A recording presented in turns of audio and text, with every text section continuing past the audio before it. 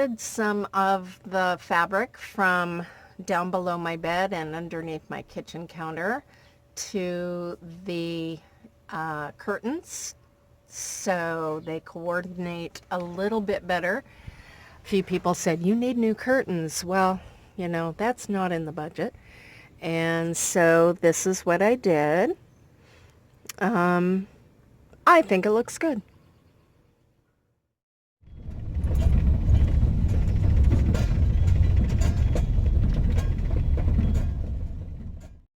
Good morning. Today is Saturday, June 3rd, I think, about. It is Saturday. And I'm heading out to Hebron, Nebraska. And today is my cousin's Monday, so I'm gonna take off and boondock and have fun without her.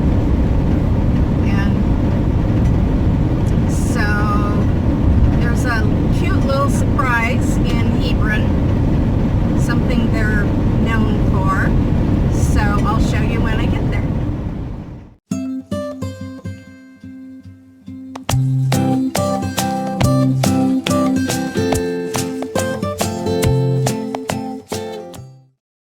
Okay, this is a granite marker, so I'm not sure if you can read it, so I'll read it to you. This is a historical marker in, oh, what town are we in? I'm not sure. I think I'll tell you in a minute.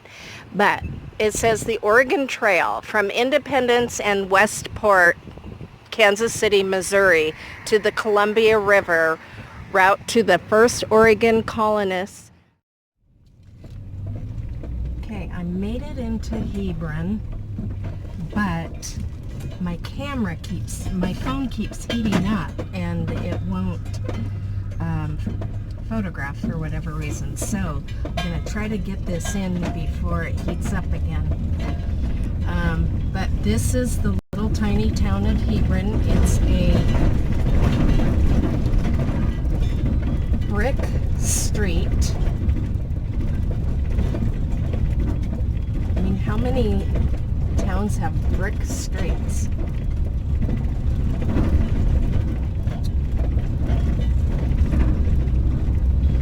And we're almost to where I'm taking you. So I wanted you to see the town while I'm on the way.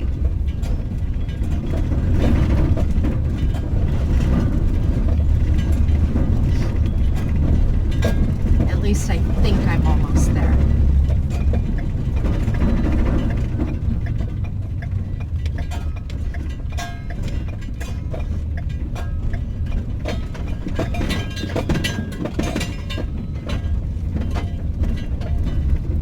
When I finish putting my van together, you know, getting all the shelves and everything, because I'm not done. I know you saw, you know, part 2, but it's not done yet. And I will have, right now the pots and pans are hanging on the wall, and once I'm done they won't be hanging on the wall anymore, so it won't be quite as loud as it is now. Thank goodness. Oh, stop sign. I hope I didn't run another stop sign. Okay, Union Avenue. I hope I'm going the right way.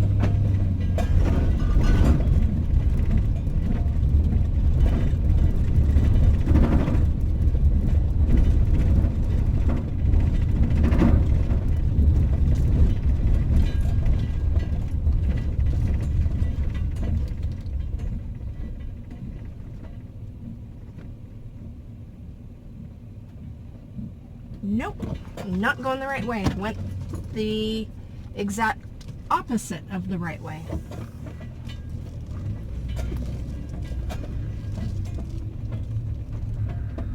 You know how these small town cops are. I hope I don't get a ticket for making a U-turn and then not making it around.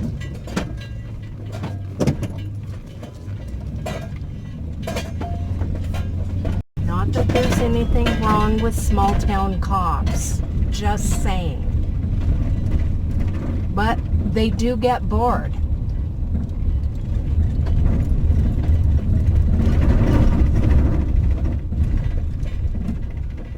You know, that's why cops get so grumpy. They get bored.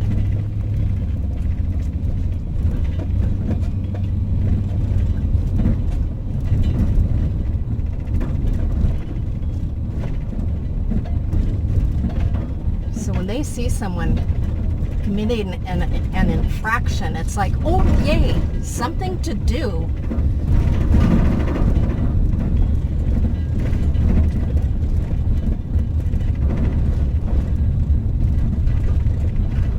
And I'm from a big department. I mean, we had probably by now, close to 700 officers on our department. At the time I was there, it was around 600, but I'm sure it's gone up. Okay, here we are. We made it.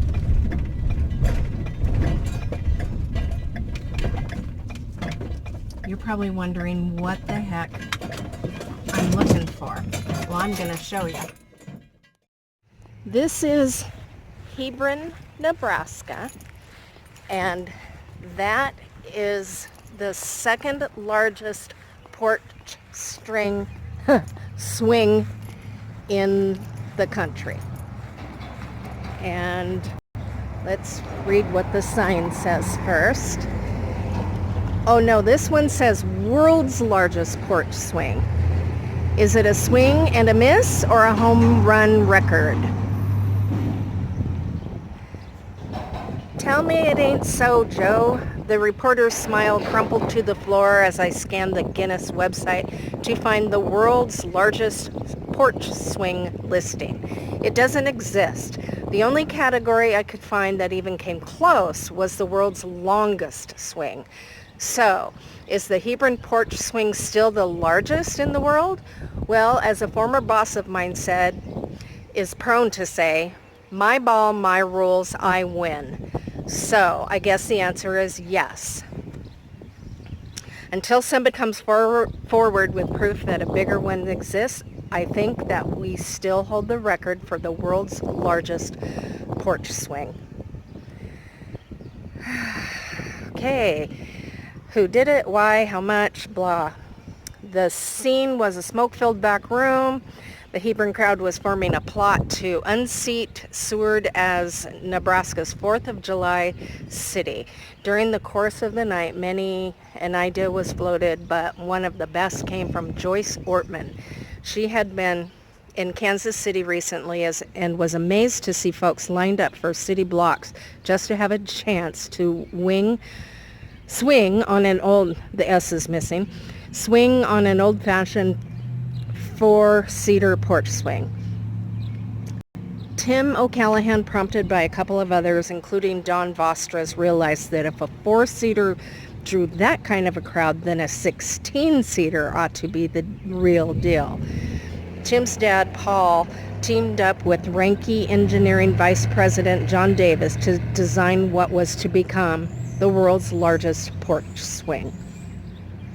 Paul worked on the initial design and did the woodworking on the seats, while John, utilizing donated Ranke irrigation system components, came up with the design for Super Swing skeleton. Tim claims that the whole deal was done for a couple $100 of hard money and lots of volunteer time from folks all over the community. A little known fact, the overhead span of the swing is actually a subcomponent of the Ranke corner gator, which was one of the most unique corner watering systems ever deployed. It was designed to telescope out in the corner of a field instead of steering a tower over a buried wire as today's modern designs do. So, you ready to see it? This is the world's largest porch swing, and I'm going to sit on it all by myself.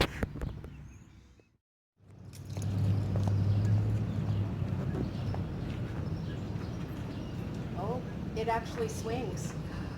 Oh my gosh, this is very cool. So, world's largest porch swing.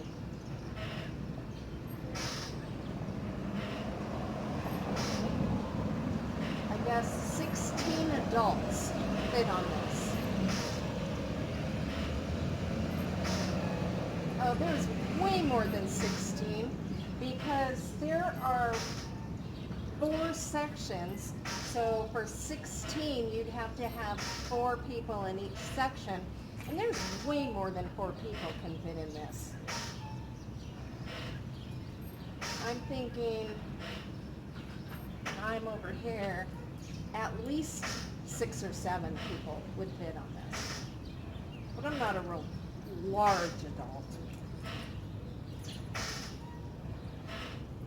So, there we have it. World's largest porch swing.